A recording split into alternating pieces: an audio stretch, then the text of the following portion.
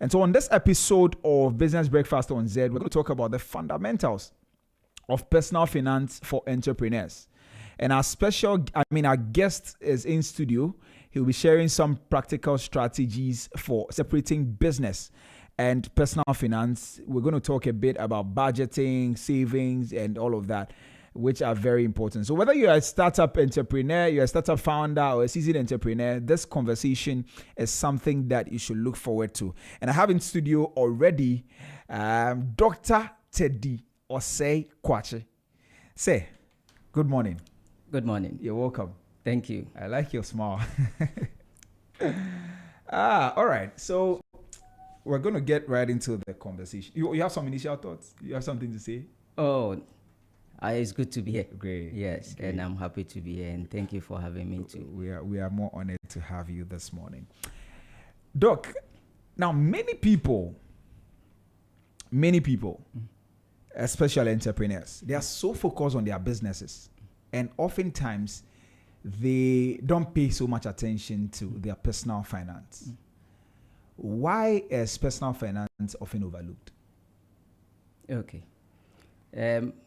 First of all, when we talk about the personal finance, what do we mean by personal finance? That's the first thing you need to understand that right.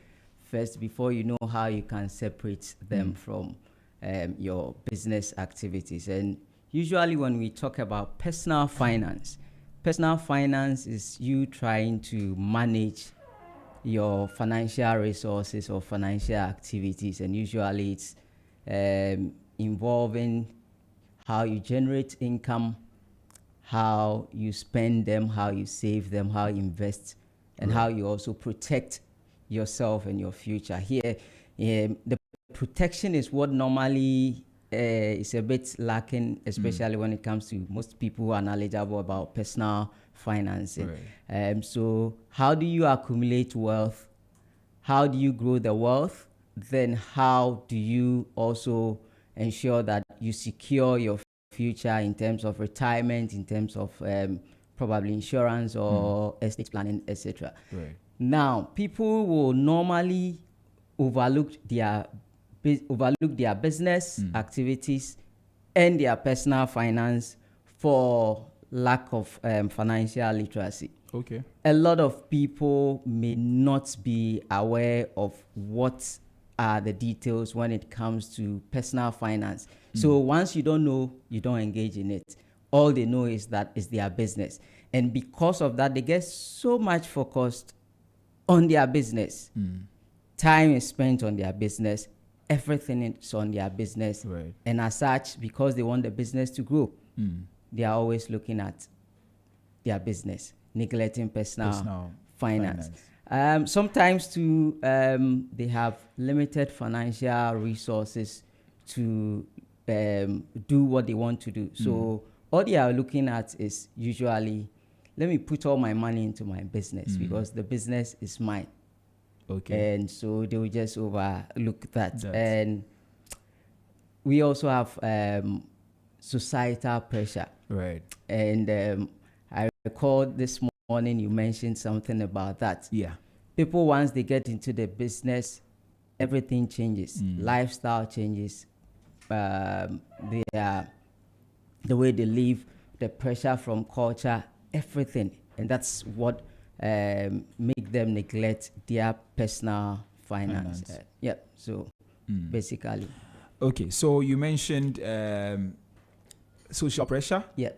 And limited financial literacy. and Yes, then limited resources. Right. Yeah. Right. And I think those are some of the things. I mean, I mentioned the financial literacy bit earlier when I was giving my, when I was talking, on Business Brief, the segment where I shared something like that. Yeah. So how would you define financial stability for entrepreneurs? What do you mean by when you are stable? When you are stable, we expect that at least there is some consistent way of doing things. There is a predictable way of doing things. So if we are saying you are financially stable, all we are looking at is do you have a consistent and predictable financial institutions or financial activities around you? And usually we are looking at, okay, do you have always a way of generating income? So you have to have multiple income sources. Okay. So you don't focus on only one source of income. Right. And in that case, we expect that when you are financially stable, your income will always exceed your expenses. You also learn how to control your expenses if you want to be financially stable. Right. And we expect a steady flow of income. Your cash flow is always positive. Right. You are not having excess of spending over your income or your cash flow that are coming in. Yep. Right. And you have a retirement savings. That's what I mentioned earlier. Okay. The protection is important. So you do some savings for retirement. You also ensure that your business, you put some money into your business and you are saving for the future. So you are stable. Okay. In terms of contingencies, you have established some emergency funds. Okay. Such that when the unforeseen circumstances come, you are able to still hold forth for your business and yourself. Right. Okay. So, Doc, another thing that I want us to talk about is, I want people to understand, is the effect of mixing your personal finance with your business resources. What I know it leads to complication. What exactly? Why is it important that we separate our personal finance from our businesses? Why is it important? Number one, the ultimate one, limited liabilities. Explain. In your case, you mentioned someone was into business, and when he lost everything, the personal things were also part. But when you separate your personal finances from your business finances, when they sue you, they sue the business and not you. Okay. And so your assets and other personal things are intact, unless law requires that they go into that. So there is that limited personal liability when you separate your assets, your business from your personal finance. There is also this. Look, if you don't keep proper records, right, I come to your business, you need loan from me. I see that your business activities, your personal activities, and everything that you have are all messed up. I see you are not organized. I don't see any future with you. If you are asking for loan, I'm not going to give you. So it gives you a clear way of you tracking your expenses. If you are able to track your expenses, there are some tax benefits that you are going to get because you have those documentations for your personal as well as your business. Sometimes there are some deductions that personally, if you have documents on, you are able to get. Let's say you're going to school, and you go and buy a laptop. That laptop for education probably is tax exempt, right? Or you can take it as a deduction, and that's a benefit to you. But most of the time, we lump them together. And you see, when you're able to separate those things, you also adhere to you comply with tax regulations. What do I mean by that? Your income tax requirement is different from the business requirements. Right. And you're able to make sure you comply with those things. There is also a protection of your business reputation, as well as your credit worthiness. As I mentioned, if I see that you are just mixing everything else, you come to me as a creditor, I will not give you any loan. If you're also able to separate your business finance, business from your personal finance, it helps you in succession planning. There is that exit strategy. Most businesses, they don't have separation. And so once they die, the business is gone. But once there is that separation, at least you have that exit strategy, and you have that also, that personal finance clarity, that also helps you in terms of achieving your financial goals as well as achieving your business goals. So it's crucial. Right.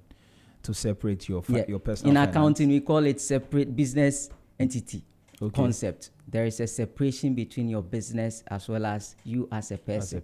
So for example, if I put in money into my business, because of that separation, the business sees it as capital that they owe you as a person.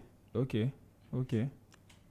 And that is why if you take anything from the business for your personal use, we take it from your capital that you have invested. Oh. Yes. So you don't mess them up. But if you don't do that separation, that's where you go in, you take money, you do whatever you want to do because you think it's your business. And then you have destroyed your capital. I see. Wow. Very, very important things you share there, Doc. So one of the things that you mentioned is that it will help you to be able to, to get loans and all of that. And in personal finance, and merging it with business, does it mean then that if I'm a businessman and I'm going to take a loan, I can't use my personal property as a collateral? You can.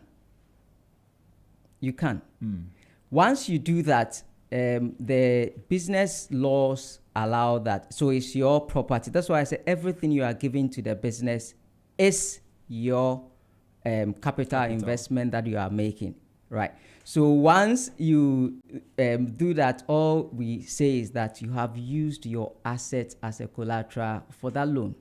However, in case of anything, they see it as that of the business, right, not of you personally. Okay.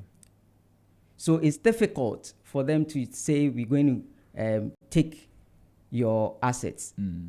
Unless, you see, once you bring in your assets in there, let me even explain it technically or in terms, bring it to the lowest level. Okay. You see, once you bring in your asset and you are using it as a collateral, it's not yours.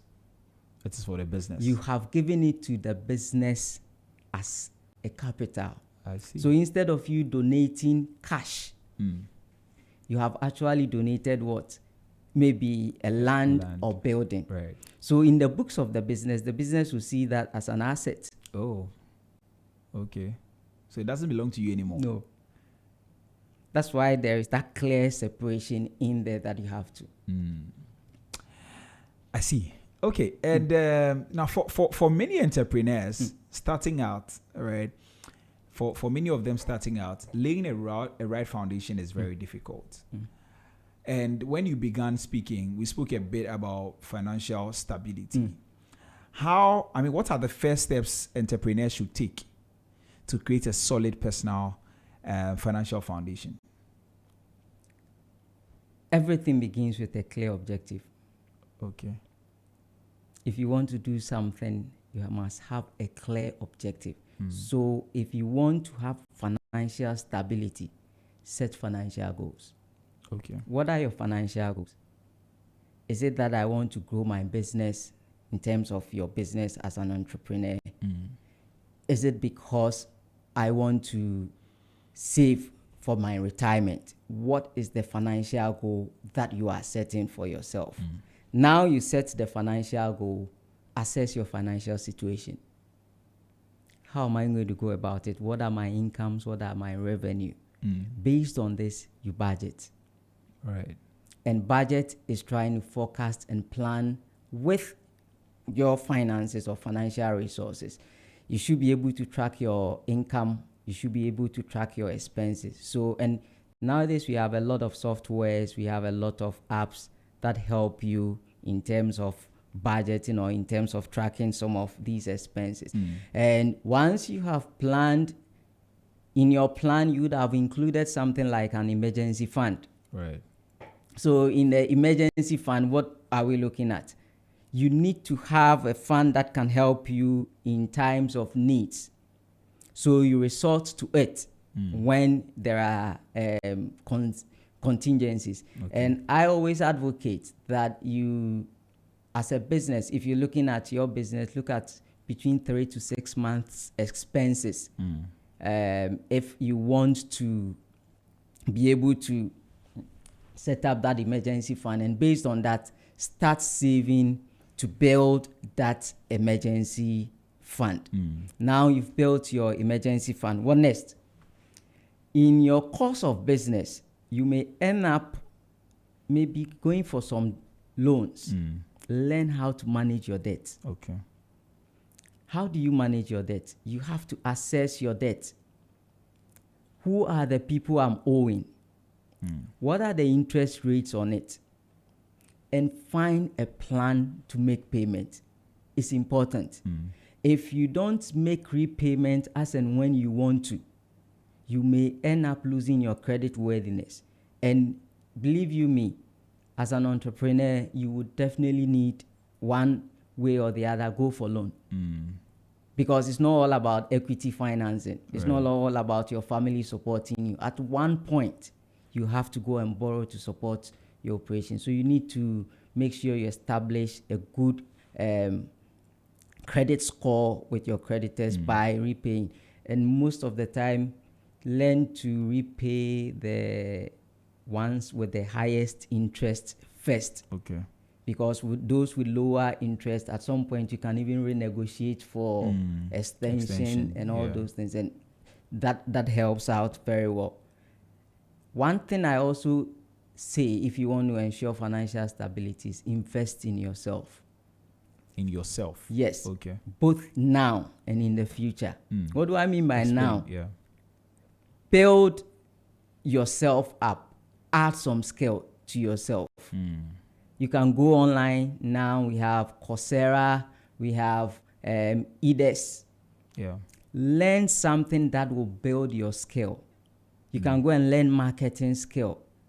Boost your marketing in terms of your business. Okay. You can go and learn AI, because now data is driven by. Just learn yourself, build yourself up now, so that you can make improvements in your business as well as in terms of your personal financing. But in the future, to build yourself, what are you looking out for when you are no more working, when you don't have that strength to work? What are you going to do? Plan for your retirement. Okay. So you start saving towards your retirement. There are other options like going for insurance options. Life insurance, disability insurance, because you can't tell. These are all things that you can do to plan or invest in yourself for the future. Where all this said is said and done, what you can also do, seek help. How? How do you seek help? I mean, what there kind are of financial advisors around. Okay. In terms of your personal financing, in terms of your business, they can help you out. Right. Join entrepreneurial communities. Get this. When you have a community network, build that network. You're able to get expertise. They give you expert advice. Where you are lacking, sometimes the network can help you boost whatever capital you may need, that you don't even have to go for the loans and other things. Build a network. Join a community. In Ghana, I think we have the Ghana Entrepreneur Network. You can join them. You don't know what you can learn. You can learn a lot from these entrepreneurs who have been in the business for so long. Okay. So let me ask this as well. How can, so many entrepreneurs face the challenge of regular income. So how can an entrepreneur budget effectively when they have those challenges of irregular income? Okay. I don't know, have you been if you've been in the rural areas when we were growing up, you know what we would do? Our mothers will have envelopes for all of us. When you get money, you go and put them in. You go and put it. We have one technique. I'm just drawing your attention. We have one technique we call enveloping system. Right. So you just pick an envelope, tell yourself, these are my expenses. So housing or rent, this is how much I'm putting in for rent. Okay. I'm not going above it. So if it is 2,000 it is. Once you finish spending, it means you are not spending on renting again. So all your expenditure, you have common, or you have determined amounts that you put in that you are not exceeding, because you know you don't have regular income.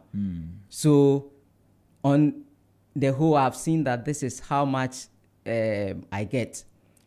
So this is what I put in, and I'm not going above it, because I know whatever it is, at least this minimum income I'm going to get. Right. And that's what I have shared among my expenditure, so that I don't go overboard. Right. You can also prioritize your spending, or you use the prioritizing budgeting system. What do I mean by that one? You know, we have essential expenditure and we have non-essential expenditure. You know, leisure, going to have fun. Yeah. These are all non-essential. But you know, your utilities are very essential. Your house, your rent are essential. So prioritize in terms of your income. Okay. So I'll go in first for my essential ones, then non-essentials. Right. If there are some, I save. Okay. Some call it, there are some books which will say use the 50-30-20 rule. Yeah, I read about that. Yes, so 50 essentials, 30 non-essentials, 20 savings. That's powerful. It helps. Now for Christians, leave some 10% for God as well. Well, the 10% is part of your essentials okay. for me. Okay. So, all right. Yeah. And you can look at on the average. So you can study your pattern. Maybe you pick 6 months also. You study the income that are coming. Okay. Then find the average. And so when you are budgeting, you use that average budgeting system. And don't forget about your emergency fund. I've spoken about the emergency fund. That, yes. It's very, very important. So when you have fluctuating income, right, the emergency fund can be of help. Right. Okay. Yeah. So just because you mentioned emergency fund, let me come to that. What percentage of the income of an entrepreneur go into an emergency fund? It depends. It depends on your stability, your financial stability. It depends on your income, it depends on your goals. But usually, I will tell you that if you can get between 10 to 20% on the average going to your emergency fund, that's okay. That's good. However, if you are looking at your business, then you should look at, can I secure a 3 to 6 month expenditure with my emergency fund? Okay. So between 3 and 6 months, my emergency fund should be able to cover. Sometimes you go 6 to 12 months, depending on the type of business that you are in and the type of financial goals that you have. For instance, if you have a relatively small business, what do you do? That one, between 3 to 6 months expenditure, you can cover. But if you have a business which has uncertain cash flows, then that one, you should have about 6 to 12 months coverage of your expenditure. Okay. So that within that period, you know you can survive. For instance, let's say my income is, let's say, 50,000. I want to save 10% of it, right? Now, if I want to save 10% of my income, what does that mean? What that means is that I'm going to save 5,000 every day for my emergency fund. Within 3 months, then I expect that within that 3 months, when you are calculating, you want to check whether you go between 3 to 6 months. Look at your income, because your income that you don't want to go over. So if my income is 50% and I want to cover 3 to 6 or 3 months, I just multiply it by 50, because I am assuming that income, even if I have to spend all, that is 50,000. So my emergency fund should always be between 150,000, 300 because I'm looking at 3 to 6 months. So it's it. Right. And you're still listening to Business Breakfast on Z101.9 FM. It's just 2 minutes after 9. And we're having a conversation this morning with Dr. Teddy Osei Kwachi.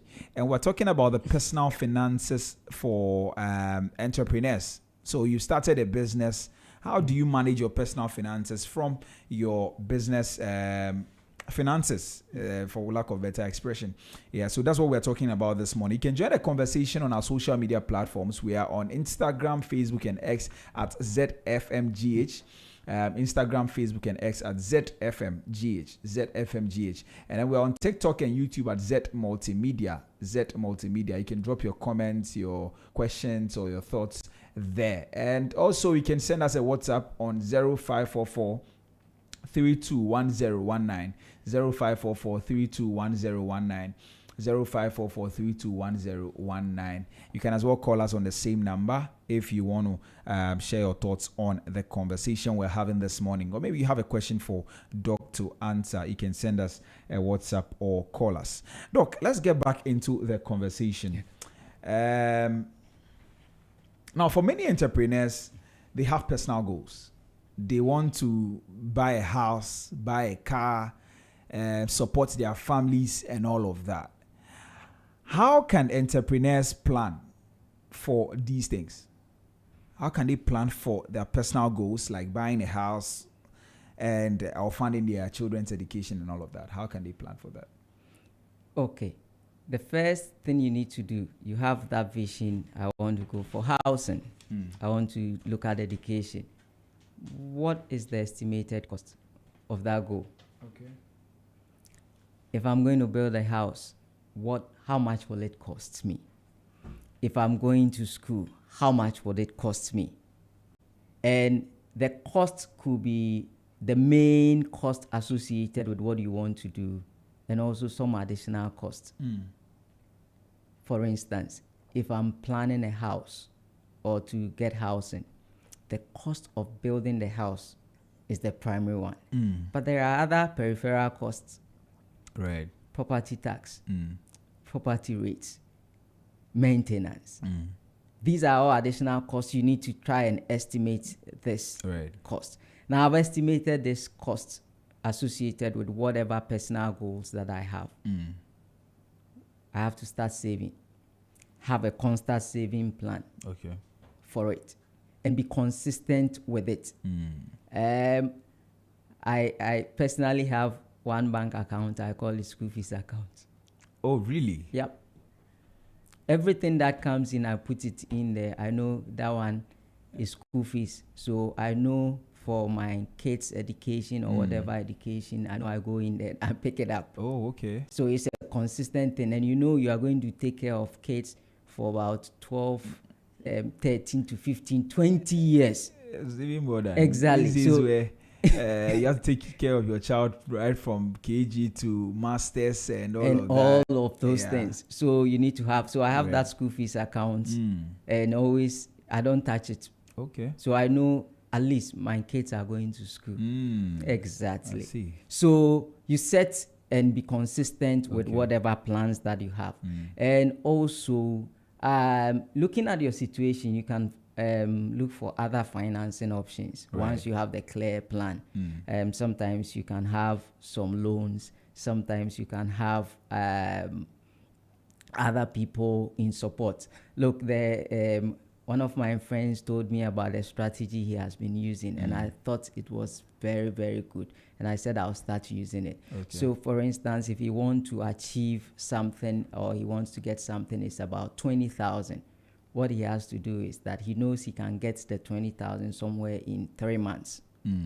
Probably his business or his investment will mature in 3 months. So what he does is that he comes to his friend. He has some close circle friends, and he will go there. He tells you, please, can you give me 5,000? I'll give it to you in 3 months. He goes to the other one, 3 months, I'll give it to you. He knows it's coming, so he won't default on that. He gets all those things. He uses it to do whatever he wants to do. In 3 months, he gets it to all his friends because the money has matured. Right. It saves him from paying interest. Okay. Because there's nothing like interest. You see, it's just like friends helping. Yeah. And that's a good strategy to. So you look for other financing options to help you out. But look, such personal goals, start early. Okay. If you haven't started, start now. It's not too late. It's not too late. Start now. And one thing that can help you is like the school fees accounts that I'm talking about now. It's automated savings. So once the money hits the account, automatically that percentage goes in there. Oh, okay. So whatever is left in my account is what I'm going to spend. To live on. I have done those automated savings.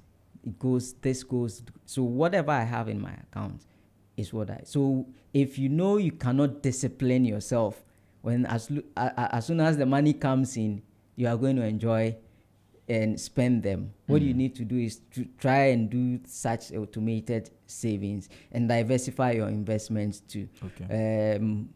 There are so many investment opportunities available. Make sure you don't invest in one. With recent happenings, you need to know how to diversify your investment. If you can if you don't have that knowledge, there are experts around who can also help you with regards to that. And continually review this plan that you have. Okay. You may have estimated a cost. As time goes on, the costs might change. Review whatever goal, review that plan, and adjust whatever plan that you set to achieve that goal. And I'm sure you have that financial stability. Okay. Doc, you're giving a lot of good advice. Now, for me personally, I think I need that financial knowledge because I need to be managing my finances very well to be able to do certain things that I want to do. And I think this is very helpful, the fee account thing and automating it, because I think that will also help with consistency.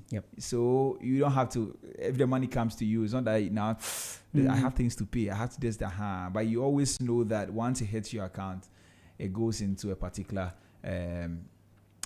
account. Look, to tell you the truth, once money gets into your hands, it will find something to do, or you'll find something to do with it, even if you have not planned for it. So, but if it is not there, you still survive. Yeah, that's true. That's true. But once it's on you, you find something. So people say to money do is with a it. spirit. Yeah. Okay. Yeah. Like it drives you. You know, people get to win lotteries and all of that. And by a few months later, they are back to zero. And you wonder, how did this person come back to zero like that? But anyway, Doc, let's talk about debt, managing debt and investments. Because you mentioned investments as well. And you've been hammering on taking loans and all of that. There are some people that don't believe in loans. And they think that if you are doing business, just focus on that. And there are some people that also believe in loans. So we're not going to go into that. How should entrepreneurs handle personal debts, their personal debts, while running a business? As an entrepreneur, always assess your debts. There are certain things, as I sit here, I've told myself, unless it is very critical, I'm not going for credit card. Okay. Because once I have it, it's like money in my hand. And anytime I am doing what? Spending. I just told you when money is there. Exactly. Hand, So there was a time I didn't even have ATM card. Really? Yes, because I know once it's in my hand, like it's you're worth money. Your money Exactly. It about. Anywhere there is ATM, I just go in there. So look at yourself. Know what you can afford and what you cannot afford. Right. Most of the time, what I realize is that people go for debt, short-term debt, either for long-term investments, personally. Doc, I don't understand that. So they'll go for a short-term loan. Maybe the loan will mature in 3 months. But they'll go and put it in an investment which will take about 1 year. to get the returns. Also, they take the loan and put it in an investment. Yes. So, but Okay. you take Okay, loans. even in your business is an investment. Yes, Okay. you take loans and you use them Right. to invest. Mm. So they'll go in for a long-term loan also, and they'll go and use it for recurrent operations. Mm. So you go in for long-term loan. You are using the long-term loan to pay salaries. When it matures, you don't have it because you are using it for short-term. So make sure you map your debts. Right.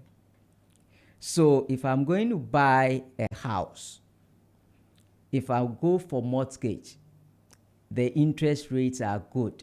What do? I go for that. Map them. Okay. Then make sure you assess your debt constantly to know how you're going to pay. What are the amounts involved in my debt? Let's say you have a credit card. Usually credit cards will have higher interest rates.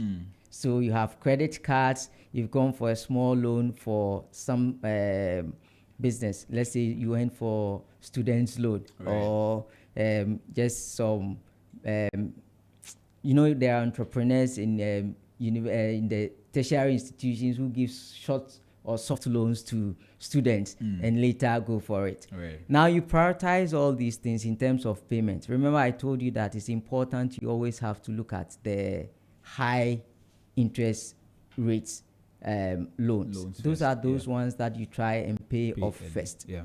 So if you have a credit card, always try to make sure you are paying those loans first. Then we have the medium risk loans. Okay. Then we have the low the low interest or the low risk loans. So you prioritize the payments in that order. And I mentioned with low risk or the low interest, sometimes you can renegotiate for longer term because you won't lose much. Assuming you go for a loan for 20,000, the interest rate is 25%. You are paying 5,000, but you can go for another loan, let's say 10,000, low rate. The interest rate is, let's say, 2%. The 2% payment is lesser than the 5,000. So I'll prioritize the payment. Sorry.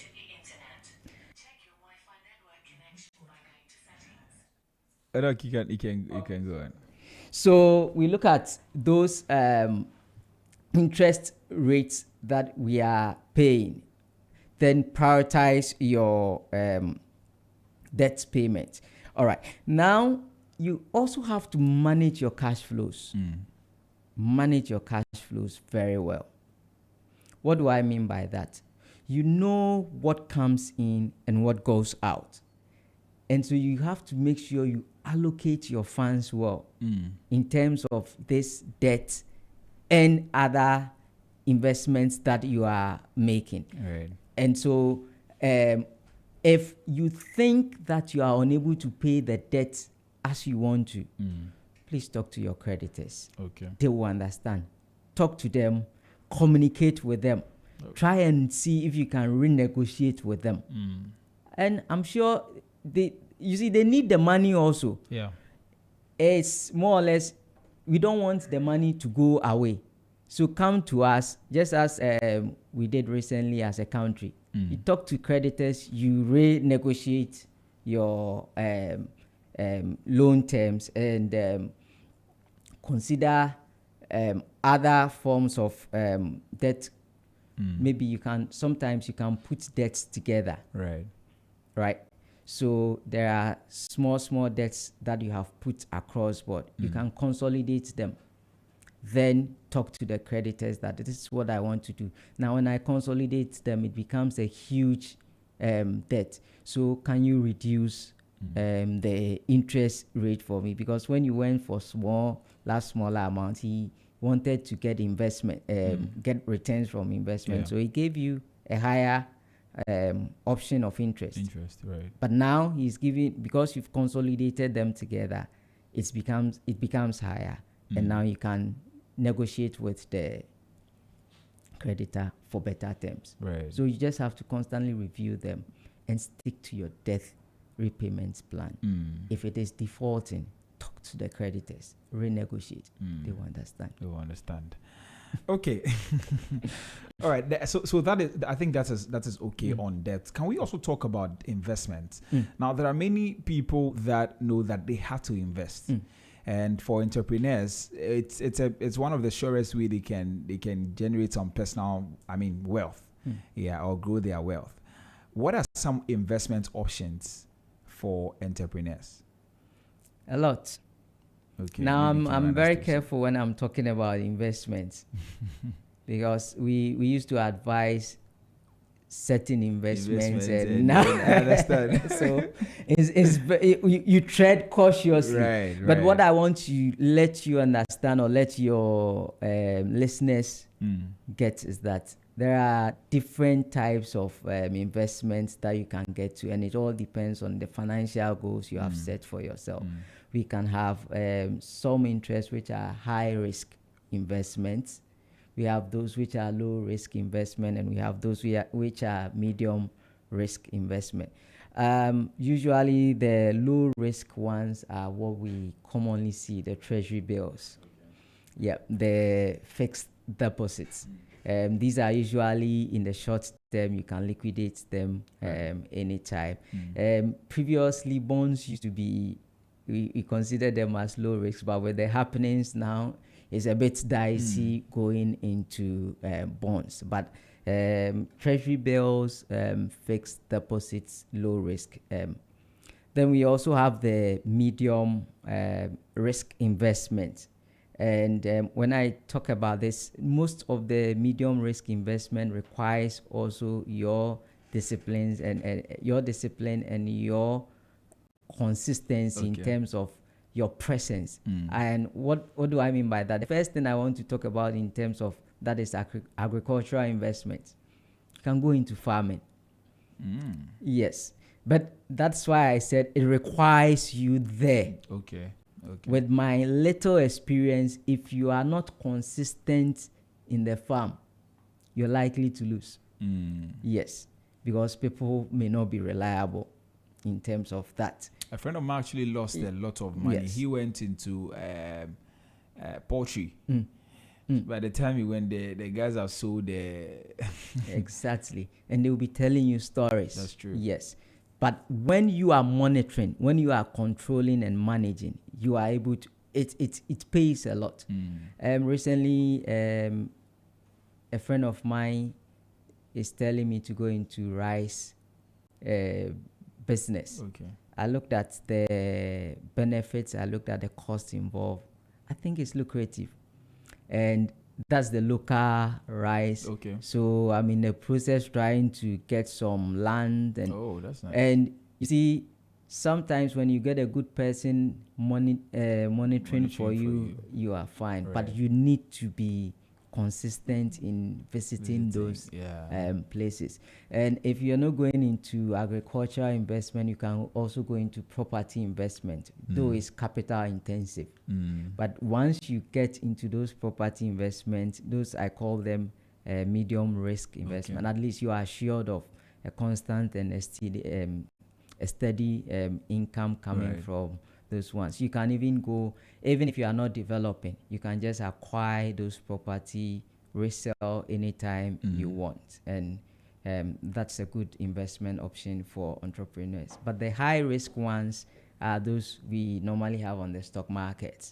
So investment in shares, I call it high risk. And because it's high risk, usually you're also going to have high returns when the returns are coming. And usually these ones are in long term.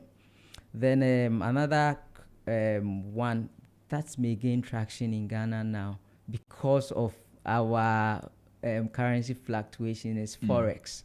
Right. Forex trading. And yes, that's another good investment, but it's highly risky. Yes, that's the caution I'll give you. It's highly risky. But in investments, the higher the risk, the higher the returns. So it depends on your risk preference. And you need to know what your financial goals are and which one you are going to go in for. And there are other ones like commodities. You can go into gold, trading in gold. Some are even now doing cryptocurrency and all those things. Yes, these are all other investment opportunities that you can have available for any entrepreneur. Okay, it's exactly 23 minutes past the hour 9, and this is Business Breakfast on Z101.9 FM. We're having a conversation with Dr. Teddy Osei Kwachi, and we're talking personal finance. We know that is very important for you as an entrepreneur, and so we're giving you all the tips as to what you need to do to be able to settle your personal finance from your business finance. Yeah. You can join a conversation on Instagram, Facebook, and X at ZFMGH. Instagram, Facebook, and X at ZFMGH. Or you can send us a WhatsApp on 0544-321019. 0544-321019. We'll read all your comments, and then Doctor will address all your questions. Doc, let's talk a bit about plowing back. Now, plowing back is one of the concepts. I mean, for those of you who don't know, Doc should be the best one to explain, but because I know, let me also show my weight more. Exactly. But anyway, so plowing back is putting the profits back into the business. And I think it's one of the toughest decisions for entrepreneurs because some of them feel like, I've made a profit, let me save it and enjoy. But you are telling me to plow it back, reinvest it into my business. The question I want to ask is that how can entrepreneurs assess whether to do the plowing back or to save their money?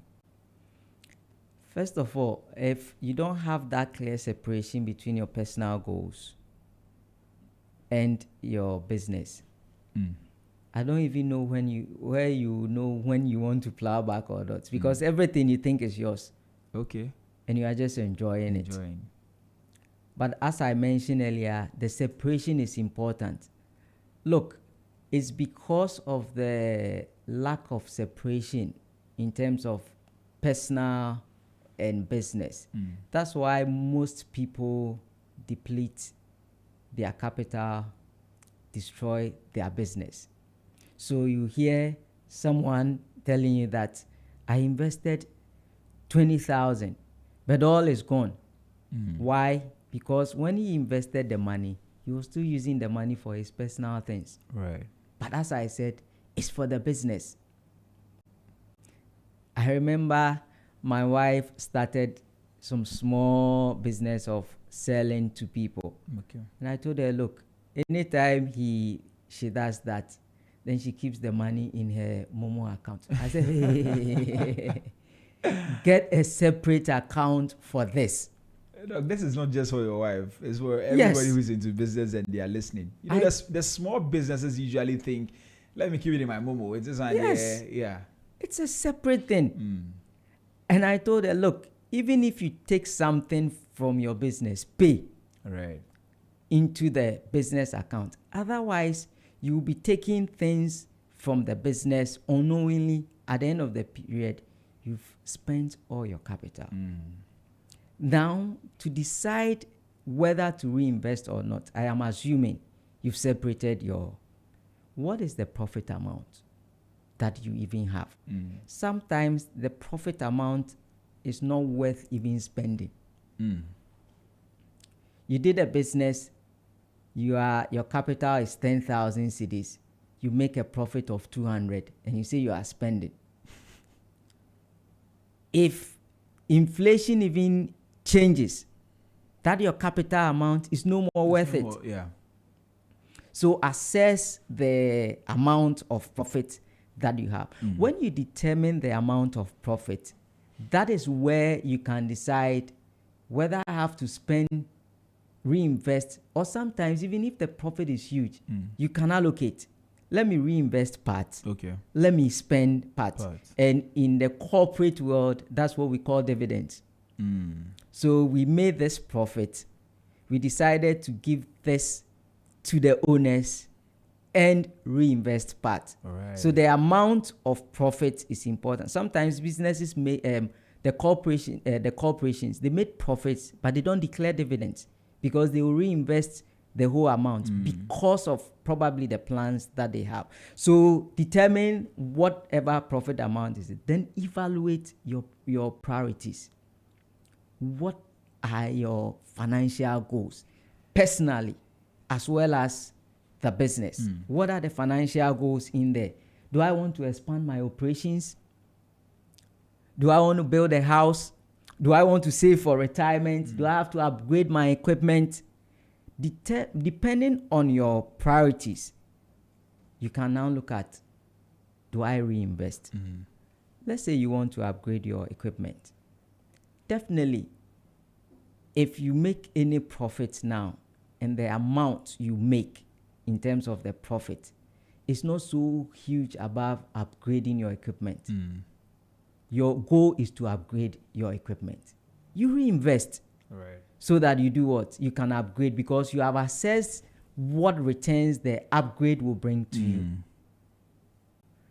If you want to expand and the money, the profit you had does not meet the amount involved in expansion, or it's not so much above it, why won't you reinvest? So you look at the amount and what your priorities are, and based on that, you take a decision.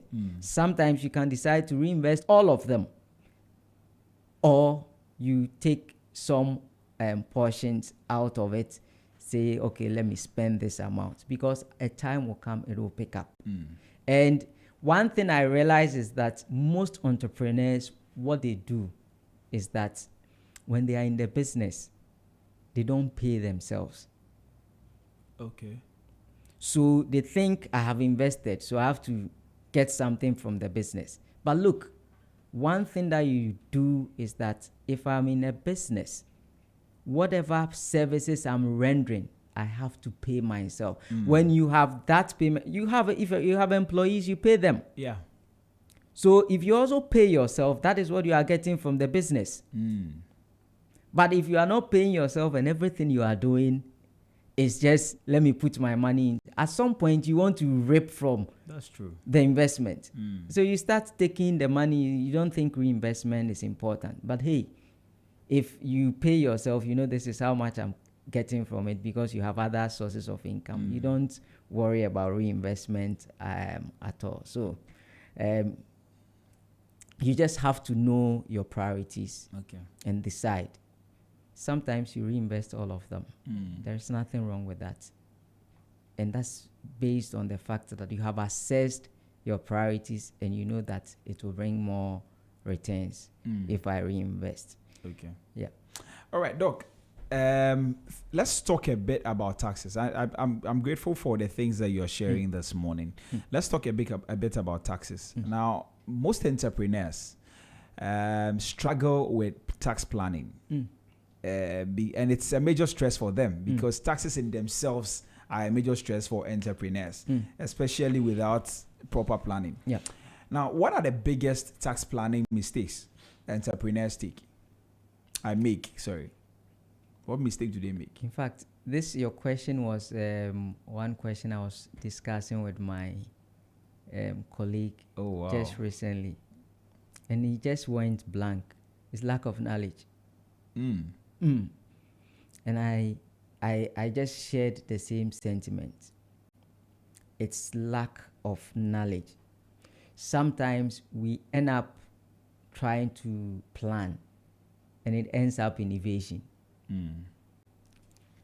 Because they come and audit and they realize that what I try to avoid is rather evasion and not planning. Now, one key thing that leads to, aside from the lack of knowledge, will be your inability to keep proper records. Because tax is all about proper records.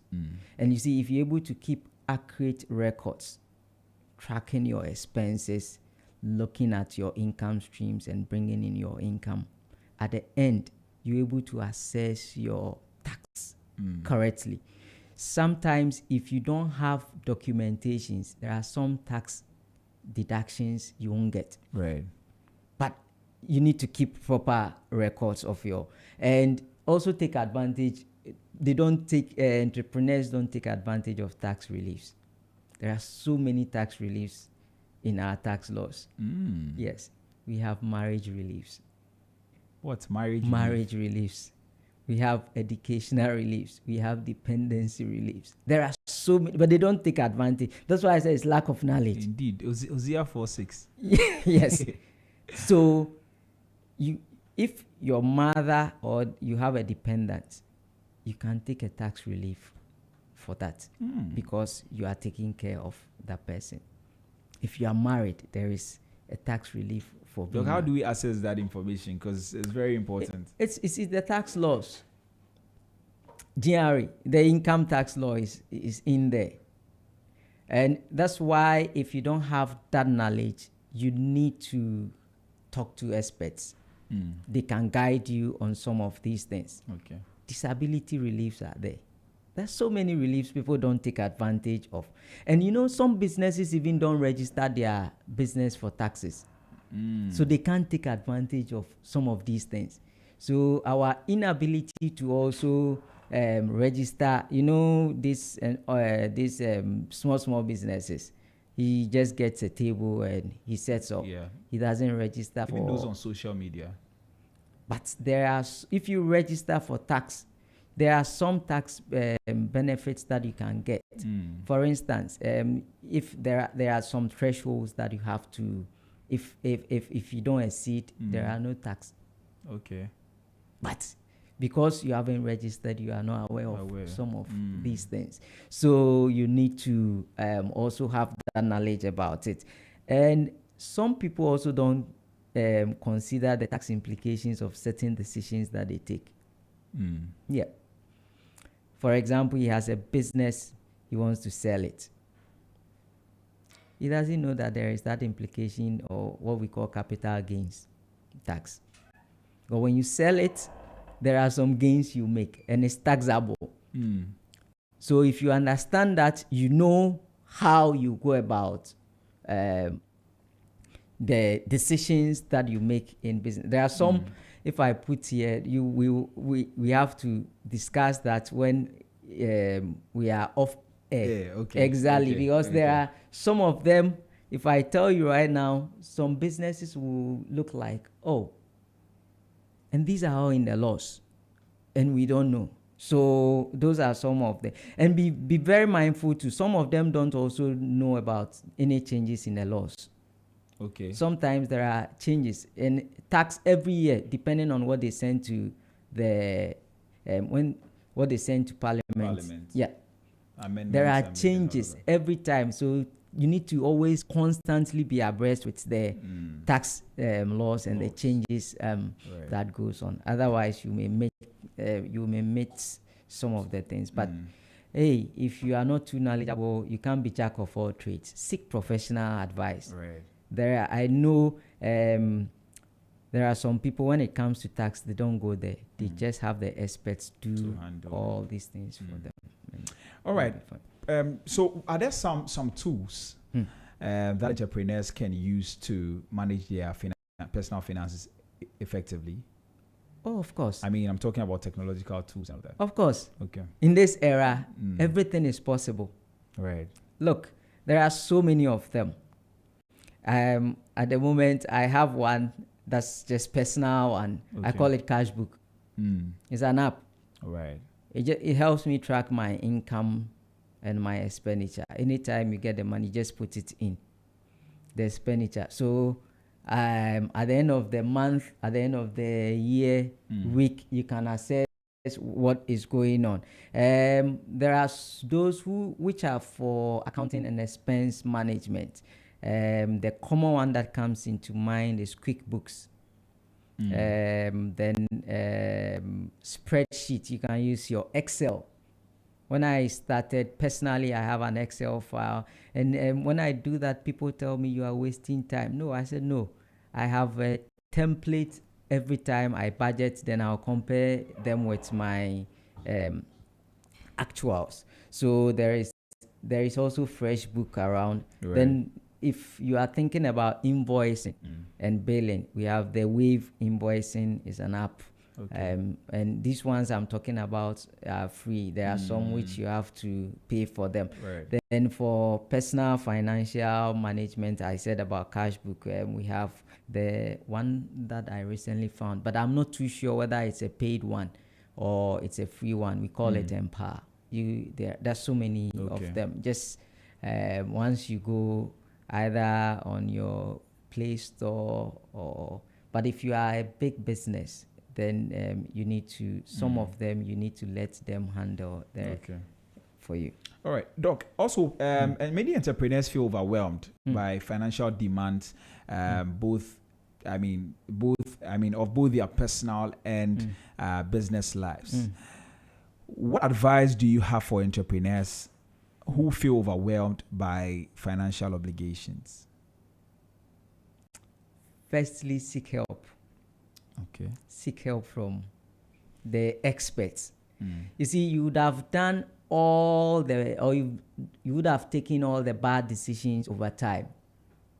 You get you would have not managed your debt because you didn't have that knowledge, and that's why you are overwhelmed with these financial obligations. Because if you had those if you had that knowledge, you would have now been on top, or you have that financial stability. So seek professional help. Right. You can consult financial advisors for that. Once those are restored, try and see in your business if you can have an accountant or a bookkeeper, if you can afford, so that he will always tell about your businesses, your finances. And because that person will have that expert knowledge, you are good to go. It's like you are safe. Right. But aside that, most of the overwhelming situation might be as a result of debt. Okay. When you owe people, I can't sleep. How can you even sleep? So I am always looking for ways that I can just clear them. Sometimes I sit down and do what I call financial re-engineering. Okay. I look at what I have done. So sometimes I have some loans. I just look at, I have a huge money coming in. I do some critical analysis, go and pay off the loan. Then probably re-go for a higher loan. Right. So I do this financial engineering. So you need to always look at how you are managing your debt. Prioritize your payment, as I have mentioned earlier. And I've said so many things that if you do, it's going to help. Prioritize your management, improve your cash flow management. And one of the things that people, entrepreneurs do that they fail to manage their cash flows is keeping capital in inventory. Or in what we call stock. Right. So they go and buy the things that they are, if they are selling or they are operating with, and come and keep them. So you need to have good inventory management system such that you don't overinvest in your inventory as well as underinvest. Because when you underinvest, when your customers come, you don't have. Right. You are losing them. Right. If you overinvest, you are hiding up capital. Okay. Or you are locking up capital in those investments which you could have used for other things. And try and streamline your expenses and improve upon you getting revenue. Right. There are some waste expenditure or wasteful expenditure. Try and reduce them and improve upon your revenue. You can explore several revenue opportunities and also make sure you embark on proper cost savings. Look, there are many technological ways of doing things that can cut down costs.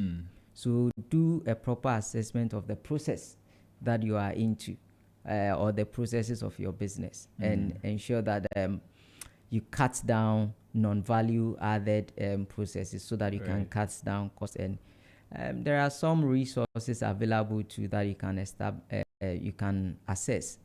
National institutions that are established. For example, we have the GIPC, Ghana Investment Promotion Council. They may have some funding opportunities. They may have some investment advice. And we have the National Entrepreneurship Innovation Program. They can also have some resources, training to help you manage those things. So there are a lot of, and your networking too can help. Right. Those network that I spoke about earlier, they can also help you. Okay, so Doc, maybe there's somebody listening to us, to us right now, and the person is saying that all these things that you are saying, I've heard. I mean, I'm not hearing them. Yeah. I've made some bad decisions or some poor financial decisions in the past. How can I recover from them? As a servant of God, let me go this way. When you sin, okay, how do you come back? You have to assess and accept that responsibility, that mistake. That's the first step you have to take. I accept I made bad choices. Look, if you continue blaming people for the things or your predicaments, you can't move forward. The first step, accept that, look, I made this bad decision. Now I have accepted. What is the damage?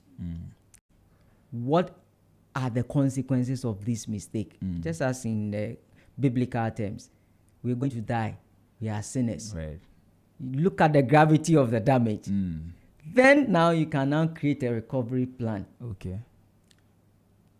And that's what we go to Jesus. So you too, what are your recovery plans? How am I going to do? Should I have to start saving? Should I have to go in for experts to tell me what to do? Should I probably talk to my friends? Should I talk about the networks? Now so once you have that recovery plan, you are sure you are coming back on track. Now, when you are coming back on track, you see, when you fall and you rise, if you don't take time and you are not consistent and conscious about whatever you are, that recovery stage, you go back. You have recently recovered and you started spending your monies on wants. You know, there are needs and there are wants. Prioritize your needs. Tone down on the wants so that you can recover properly and practice proper financial discipline. Okay. Constant savings, constant investment, constant budgeting, track your expenses. Very, very crucial. You don't just buy anyhow. There are some people, they engage in panic buying. They just see anything. They don't plan for it. Once they see it, they are just buying. No. You are recovering. You haven't reached there yet. I remember my father always telling me that, look, luxury is not now. Luxury comes in when you have assets working for you. Doc, repeat that. He tells me that I shouldn't consider luxury now. Now that I'm working for money, it's not for luxury. Okay. When I have investments and I have assets working for me, giving me money, I can think of luxury. Because now I'm not working. It's something working for me. So, yes, your needs are important, but you can tone down on the wants a bit.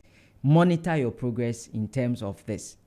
If you need somebody to guide you, sometimes you can let somebody, your friend, your wife, your parents, or your mentor be, should I say, be policing you, monitoring you. So you monitor your progress.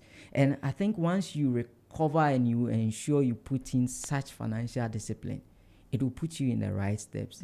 And look, your financial stability is on its way. Wow. Yeah. Wow. Well, we are still here. I mean, this is Business Breakfast on Z101.9 FM with me, Nee Trebi Hammond. And I'm having a conversation this morning with Dr. Teddy Osei Kwachi. It's been a fruitful conversation thus far. We're in the last about 30 minutes more to go. You can follow us or you can join the conversation via Facebook, Instagram, or X at ZFMGH, or WhatsApp us on 0544 321019 0544 321019. If you also want to call into the conversation, you can call on that same number 0544 321019. Doc, now let's talk a bit about people that are struggling with striking a balance between, among savings, investing, and plowing back. All right. How should they do that? Should they How should they go about it? Saving, spending, and investing, really? Throughout the conversation that we're having, they are there in bits and pieces. Right. Let me just put it together and let's see. First, if you're struggling with savings, probably you've not created a budget. So you don't know how much is coming in, how much I am spending, what is left for me to save. Right. So the first thing you can do is to create a budget. If you are struggling with savings, create a budget. And I mentioned, if you have this in place, automate your savings. Discipline yourself. Yeah. Look, sometimes I tell my friends, my money, once they said, we have been paid. Oh, salary is in. I say, oh, it's already finished. Because I've done this one, go to this insurance, personal insurance. This one goes to school fees. Yeah. This one. So whatever is left, I know this one is easy for me to spend it. No problem. Yeah. I know I'm secured. Right. Exactly. Right. So you can do those automated savings. It helps a lot. And look, know yourself. There are certain things that are prompters in terms of you spending. Know yourself. I mentioned earlier that there were times in my life I will never, you ask me to take ATM card, I won't do it. I'll tell you it's okay. I won't do it. Because I feel very reluctant walking to the bank, going to join the queue just to take, so let's go. And I realized that even if I don't go, I survive. Yeah. And that money is safe. So have those ones. Then your spending. If you're struggling with your spending, it's probably you're not prioritizing your needs and wants. What are your needs? You can't do without rent. You can't do without utilities. You can't do without food. These are needs. What are the wants? Nowadays, when I'm talking about leisure, I have to be careful because sometimes it has become a need. You need to relax your mind, but you need to know at what stage. There are some people in this country, every day before they get home, they will drop by at a pub. Yes, that's nice.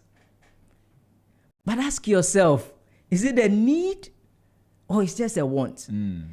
If you think you are at that level where you are passing there and your money and your finances can support, there is nothing wrong with it. Right. But your finances cannot support that.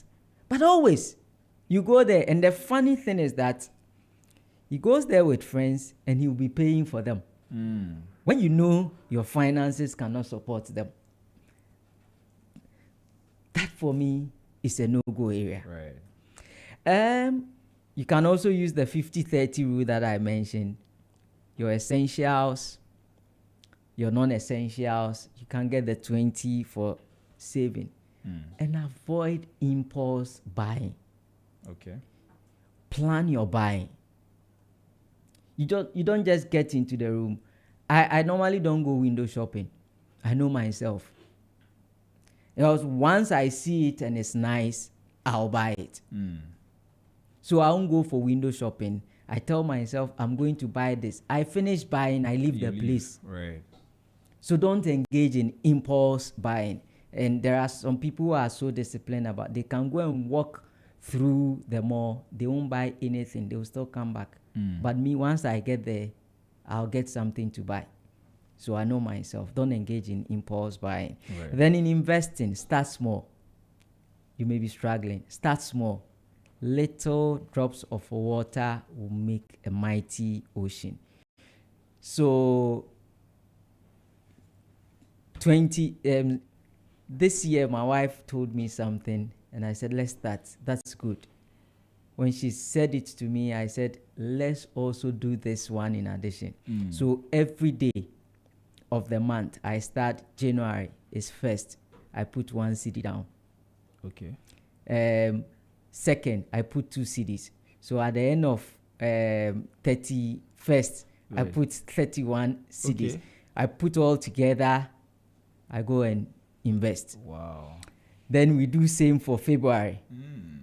Then I said, okay, February, what we will do is that it's the second month. So what we do is that instead of first, we put 2. Right. And I did some extrapolation and I picked December. If I do that in December, I am saving within just December almost about 6,000. And it's something that if you want to do and you want to, you can. So start small. Okay.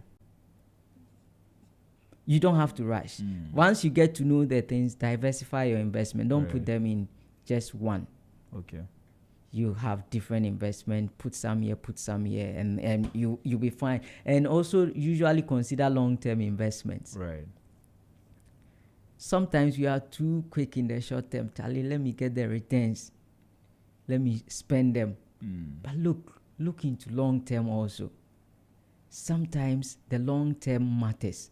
It's not all about short term. Look into long term investment. And if you do all these things and you want to strike a balance, because look, they are spending. If you spend much, you can't save. Right. If you don't save, you can't invest. Okay. So they are so interrelated, and so you should have a balance between it. And what you need to do is to regularize a review of your finances every time. How much am I spending? How much am I investing? Then you adjust and plan if there are any differences or the need be. So it's about disciplining yourself and starting small. Right. Small. Doc, it's almost time for us to go. Okay. Let me just ask you two questions before we go. Okay. And I think you've spoken about it, but I feel like it is something very important that people must pay attention to, and that is financial literacy. Many people know just the basic things. How can I access financial literacy, and how important is it even in managing a business or managing my personal finances? You can touch on that, and then I'll ask my last question before we go. Okay. Financial literacy is very crucial. Listening to things like this will build you up. There are so many books around on financial literacy. There are a lot of training going around. So assessing it is quite easy now. I remember those days where we were in school, we have to wait till about a whole year. Then Data Bank will come and talk about how to invest EPAC, and we will go and sit down. But now you go online. There are a lot of YouTube people talking about it. You can access them anywhere. Financial and talking to people who have been there is also important. And it's crucial in terms of managing your business. It's in terms of your finances. As an entrepreneur, you need to have a personal financial literacy where you need to learn how to budget. You need to learn how to save. You need to learn how to invest. You need to learn how to manage your debt. You also look at your business financial literacy, where you are talking about cash flow management. We're talking about your risk management. We're talking about your understanding of financial statements and analyzing them, and how to fund or finance your business. So many potential benefits from it. Look, I've said a lot about it. It enhances your financial decision making, because now you understand what you want to do. Right. It increases your financial stability. As we talk about it, this is the essence of what we do, ensuring that we have financial stability. You have better investment choices available because you understand them. And when you move to your business, it enhances your business growth. So financial literacy, very crucial. Very important. And remember, we have the personal one and we have the business one. The business one. Doc, just before we go, what is one personal finance habit every entrepreneur should adopt? One personal finance habit. Yeah, just one. Track your expenses. Okay. I am a management and cost accountant, so I understand the need to manage your cost. Right. So track your expenses. Okay. Why do I say that? It helps you budget. It helps you to comply with tax laws and so on. It helps you in terms of achieving your financial goal. So track your expenses.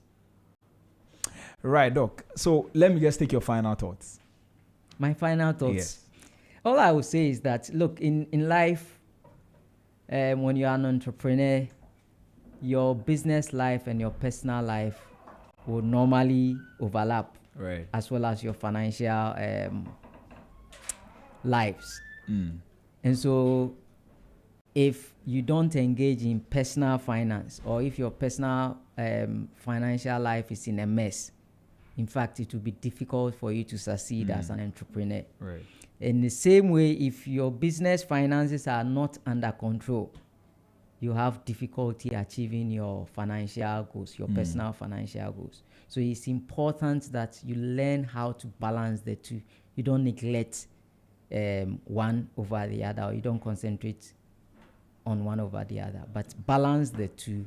And I guarantee you it's a sure way for your financial stability and your financial security. Wow. Thank you so much, Doc, for coming. We are so grateful that you came. Thank you. I mean, the things that you shared are very, very, very important, and we are grateful that you came. We hope to have you another time, and then we can go into some other aspects of these things that we're speaking about. My pleasure, and thanks for having me too here. Right. So this is Business Breakfast on Z101.9 FM with me, Nietzsche B. Hammond.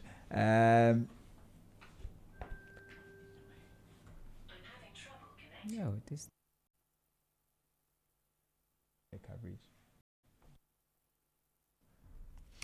All right, and that's where we wrap up things for today's edition of a Business Breakfast on Z101.9 FM. It's been